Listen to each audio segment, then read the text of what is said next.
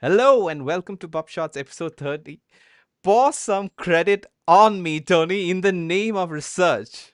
So, my name is Dr. KK. I'm the innovation officer at Trinka and Enago, and I have with me Tony. Tony, hi. Hi, and thank you for picking a song by a band I used to really like until that song. Okay, we'll talk about the your favorite Def Leppard songs later. But if somebody is listening to us or watching us for the first time, uh, where can they find more about us and introduce yourself and Yeah, so Trinka and yeah. I'm Tony, VP of partnerships here at Enago. PubShots, PubShorts is a regular, I won't say weekly, sometimes bi-weekly podcast where KK and I discuss aspects of technology relating to scholarly communications and how it's going to impact on research writing. You can find out, you can get all the episodes of PubShorts over on YouTube or on LinkedIn. Just search for Enago PubShorts, and you'll get that whole playlist of. Uh, uh, Right. and you were saying about who is Enago? We're a content services business. We help authors, we help researchers write research content, and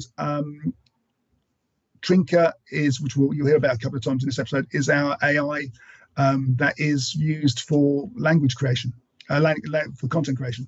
Yes. So we chose this song title because we are talking about the rights of humans to be credited for content that will eventually train AIs, and we are going to directly start our conversation with this Yeah.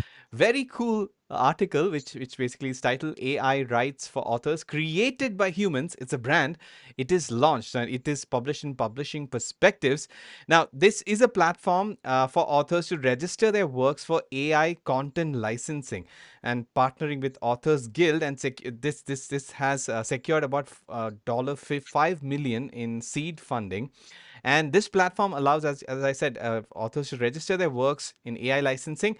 And big name authors like Isaacson and Douglas Preston are involved. And the goal is to protect author rights in the age of AI. Tony, in last year, it's strange to even say this, but last year we talked a lot about AI content licensing, and in fact in our New Year's show we also said that this is probably going to be the trend, and we have to watch out as a story in 2025. Absolutely hot topic for this year. Yeah, I couldn't agree more. I mean, we saw last year how some of the big scientific publishers have started to license content to these LLMs, and now this is the author trying to take control as well, having some say in terms of how their content should and shouldn't be. So what are your I, predictions in this? Do you want to make any predictions which we can recheck at the end of this year? I predict they will be talking about this more than once this year because the number of publishers that have licensed deals, at least that they've publicly announced that they've licensed deals, is still relatively small. I think we're going to see a lot of very big announcements this year. Right, right, right. All right, moving on to the second story. It is titled Can AI Create High Quality Publishable Research Articles? It is published in Research Information. It discusses a hackathon with students and researchers using AI. AI obviously can help with researchers save time on writing, but there's a limited real world testing about it, and that's what they are trying to prove or establish in this hackathon. A hack day showed that AI could help create academic books. Tony, I mean, we have already seen academic. I think in one of the conferences that you attended, if I'm not mistaken, Frankfurt Book Fair, there was a first AI published book, AI Yes, written book or something that was published, right? that's right. Right? Yeah. At least Research. the first was publicly Yeah. acknowledged as the first. Yeah, that's Yeah. true. That's true. I mean, I think something in the research spectrum, which is written mostly by AI. So, as per this research, AI tools help some researchers, other works without, I mean, in this research, some the researchers were given AI tools for some work without them. AI was found to be able to organize ideas and refine drafts, and AI. They've proven sort of that what we've been saying, that AI should always be a collaborator and not a replacement. And the papers from the hackathon are being submitted to research papers, which is interesting, I think. Sorry, research journals. And AI can, what they found, which we all know, is that AI can improve writing speed, clarity, and equity, but human oversight is essential. So, Tony, we may not have the singular outcome of this 3-day hackathon. What if you were to summarize the output and the new learnings from it? What would it be? I suppose the main thing that's come from this is that some very clever people have identified that the AI is adding value in terms of creating content, but it still doesn't completely get rid of the need for human oversight. Perfectly put. I mean, human oversight is always there. Human in the loop or human overseeing everything that we are creating using AI, at least until AI becomes that good. Because we are talking about super intelligent AIs later on in the episode. But unfortunately, Tony, we have a news article which basically states that AI might be strategically lying. Are you concerned with the with the phrasing of this? No, I'm looking at the sources. This is Time Magazine. This is obviously a headline that's going to grab attention. Mm-hmm. I think I would argue whether it's strategically lying or simply just hallucinating or confabulating the what the actual situation is. Right. But So, no, it'll be interesting to see what they say. well, the experiments that are being discussed are conducted by the AI companies Anthropic and Redwood Research, and the focus is on AI models Claude's strategic deception capabilities. Claude apparently misled its creators during training by pretending to align with human values. This behavior was observed without explicitly instructing Claude to pursue its goals at all costs. The more advanced an AI model, the greater its capacity for deceit. I mean, I'm already you mentioned Terminator, which we'll talk about in a few stories, but this sounds like right out of science fiction. And Tony, if you haven't written a science fiction novel, this is the perfect plot for you. This would definitely be the starting point. I'm not sure how much it's science fiction anymore. It's just writing about fact. Yeah, it is sci reality as I mentioned in my notes. It's a So documentary. yeah, Black Mirror, but come, it's Yeah, not. This is not. This is Black Mirror reality show. But anyway, so the implications are that it raises concerns about the effectiveness of the current AI alignment technique. So we are worried about it. I think I mentioned 2 or 3 episodes ago that there is a story, at least in OpenAI circles, that O1, the model that we talked about a few weeks ago, but we are talking about O3 soon. Um, Try to lie in terms of what it was supposed to do so that it could do what it wanted to do.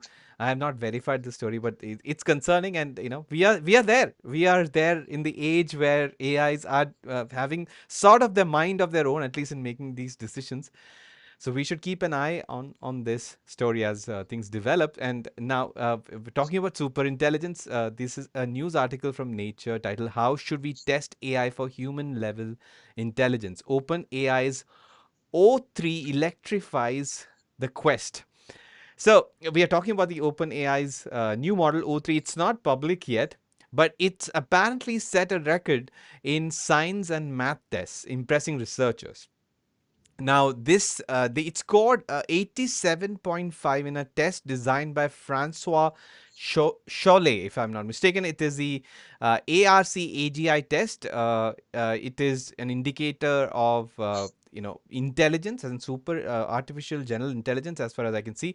And the test results raise sustainability concerns due to high computational costs, because the larger the language model, the more computational resources it requires, yeah, yeah. and multiple benchmarks are being developed for this. So the reason why we have been talking about super artificial general and super intelligence.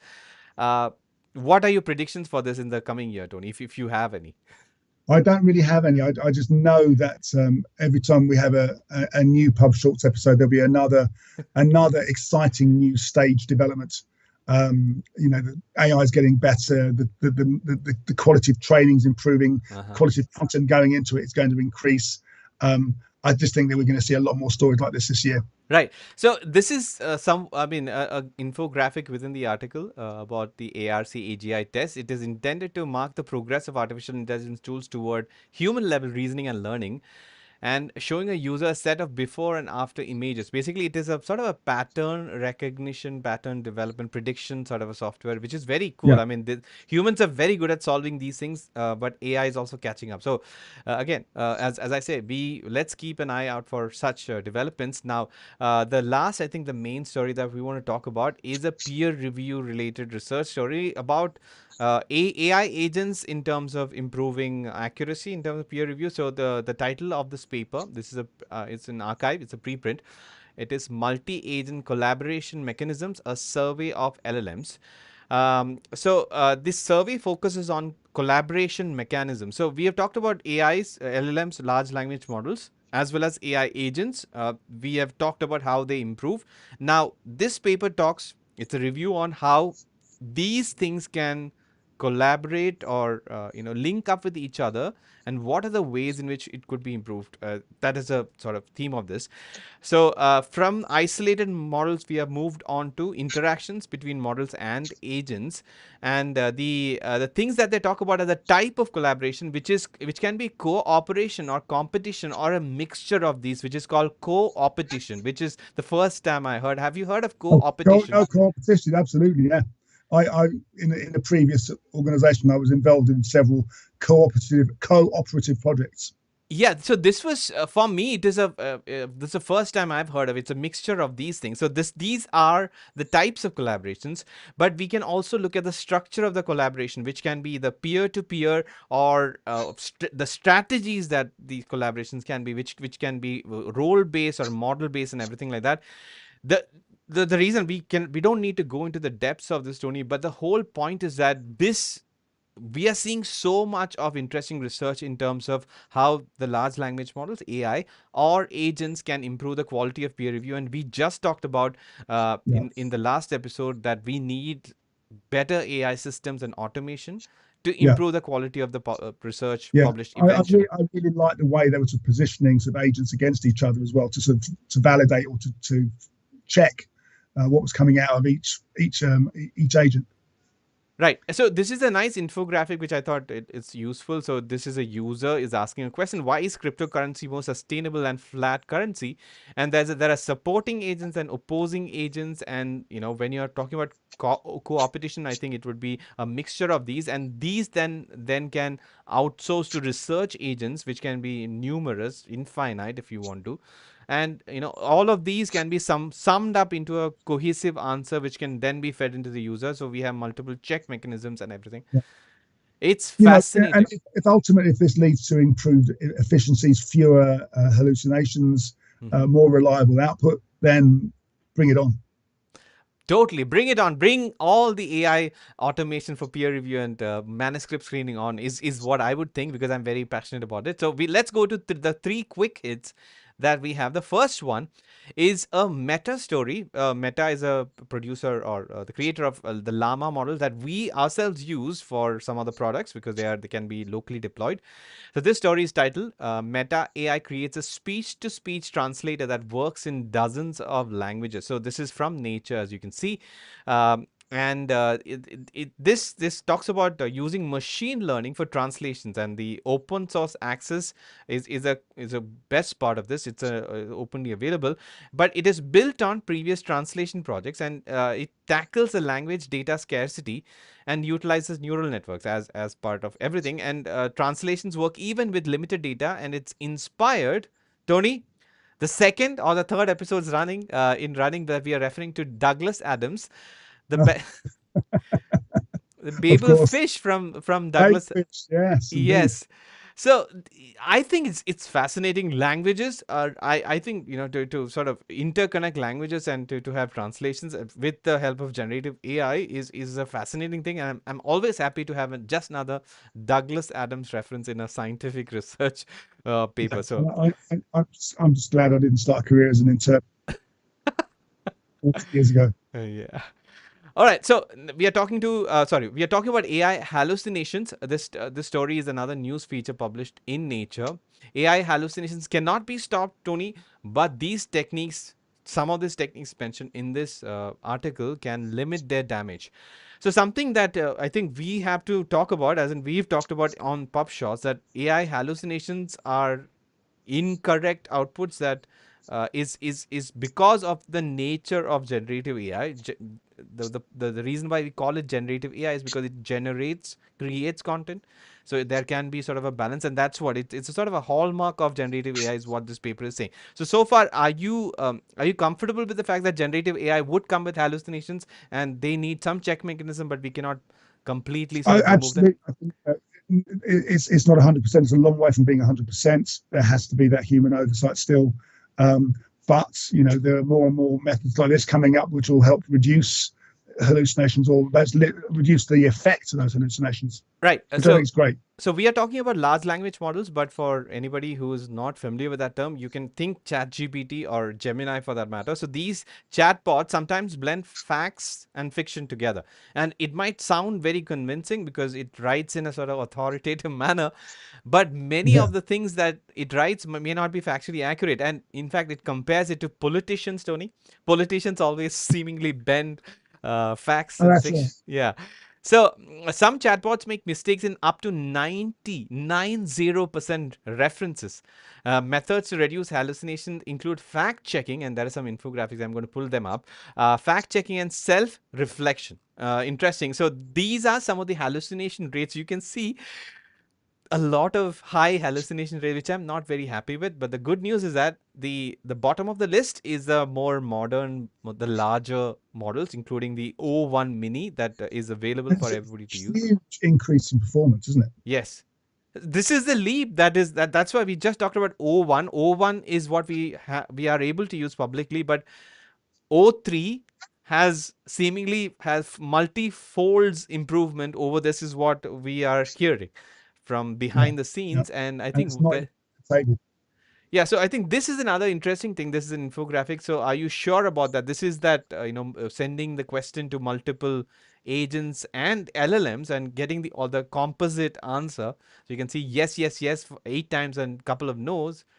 So this is interesting. I mean, this is I again, wondered whether the headline of that was a reference to 2001: A Space Odyssey.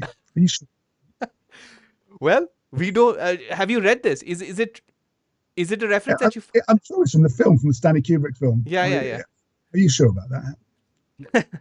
Well, interesting. So the last story that we are talking about is literally it came to me in my readings a few minutes ago. Technically, OpenAI's agent tool may be nearing its release, Tony. So I'll quickly read out. So this is a TechCrunch article. OpenAI is reputedly or rumored to be releasing or close to releasing a new AI tool called the Operator.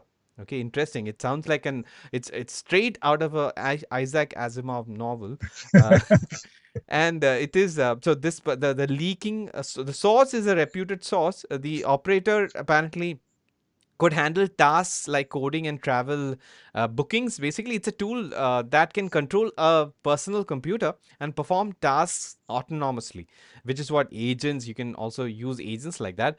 And apparently, the benchmarks show mixed performance and excels in some areas and struggles in some others, which is a classical thing. So, the main concern is that we are worried about the safety. If people get to use this, people are going to want to use it for everything, and that means that there is no potentially no quality checking of the output. So, No Tony, control. so is this our Skynet moment? Well, I wonder. I mean, as these tools become increasingly pervasive, we're going to become increasingly reliant on these tools, Hmm. and unless they are absolutely flawless, it's going to create problems. It's an interesting topic. I think I would probably be the person that would force the operator not to play until I'd see what everyone else was doing Well, I'm and I'm how ex- everything excited else. to. Yeah, I'm excited to check it because as per the report, many other like Gemini and Perplexity are also working on agentic systems that would be made available. That would make a lot of things, at least that I do in terms of what I do with AI, easier. But obviously, I have to check things. I don't know about the quality. But anyway, so we talked about a lot about the I would say cutting edge developments in AI, but some of these can directly affect publishing as quickly as in the next few months, and that's why people should be keeping themselves updated about it. So Tony, if people want to hear us talk about what has happened in the last, let's say, 4 months, so in the previous 29 PubShorts episodes, how can they do it, and how can they reach out to you and me? Yeah, so I think I mentioned this at the start of the episode. If you go to LinkedIn or to YouTube and just search for Enago PubShorts, you'll find the complete playlist of the 29 episodes I think we've recorded so far, or 28, 29. And if you want to contact KK or me directly, you can find us both on LinkedIn, or you can contact me directly at tonyo@nago.com. Right. And if you're watching this on our YouTube channel, please subscribe to the channel and hit the bell notification icon. And if you found the content interesting, including conversations about artificial super intelligence and the O3 model, please share it with your colleagues or friends who are interested in knowing more about artificial intelligence. And we would love to hear from you regarding any suggestions on the topics that we might cover, or any alternative formats. Maybe Tony and I could discuss maybe a science fiction novel, which I'd features. have to read it first. Of course, we have to commit to doing that. So, Tony, we started the conversation for this episode on the song that we referred to, "Pour Some Sugar on Me," which apparently has changed your views on the band that we're talking about, Def Leppard. So, Yeah, tell us. this goes back to the days when I had hair. So, in my teens, I was a big fan of hard rock music, and there's this thing called the new wave of British heavy metal. I loved all that sort of hard rocking music, and Def Leppard were one of the linked to that kind of movement, and they brought out some really, really good early singles and the first early albums, and it shows that I have got clearly no idea of what's successful and what's tasteful, because the minute they started producing songs like "Pour Some Sugar on Me," they became hugely successful in America, and I lost interest because I just didn't like that sort of. I didn't like the drum sound. I didn't like what they were producing, but the rest of the world did. So what do I know? Wait, the single-handed drummer, right? If I'm not mistaken. The single had a drummer, yeah, Rick Allen. He was famous because he lost his arm in a motor car accident. Right, right. So yeah, it was just there was a drum sound that was really prevalent in rock music in the 80s, kind of very reverby, echoey drum sounds. Right, right. And you hear it a lot. I mean, I think it was attributed first to Phil Collins and that song, "In the Air," to the drum sound, and then you used to hear it a lot throughout the 80s. That's kind of when I stopped listening to rock music. What's your favorite Def Leppard song? My favorite Def Leppard song. Yeah. Oh gosh, it's probably "Get Your Rocks Off," which is their very first single. And okay, I'm not. I don't think I'm familiar with this song, because Def Leppard. They don't play it live anymore. Look, I'm I think of half a generation younger to you, I think. And so "Pour Some Sugar on Me" was a cool thing for me, in the sense I like the fact that it has that funky, at least the lyric going, and obviously the simple rhythms and everything. But I am an absolute fan of "Two Steps Behind," and I've played it 100,000 times in live performances, because that's something that's easy with two guitars, two vocals, very nice to play. So I would say that "Two Steps Behind," even though it's not like a classical Def Leppard song, I love the song. So that's how. I look forward to hearing you performing on a future episode. Well, that means that we have to be together, and maybe you will have to take the solo on that. Anyway, so that brings us to PubShorts episode 30. Pour some credit on me. So, Tony, until the next episode, which should be next week, this is Dr. KK signing off on behalf of everyone who helps us bring such content, and on behalf of Tony as well. Tony, have a great weekend. Bye bye. Thanks, everyone. Bye bye.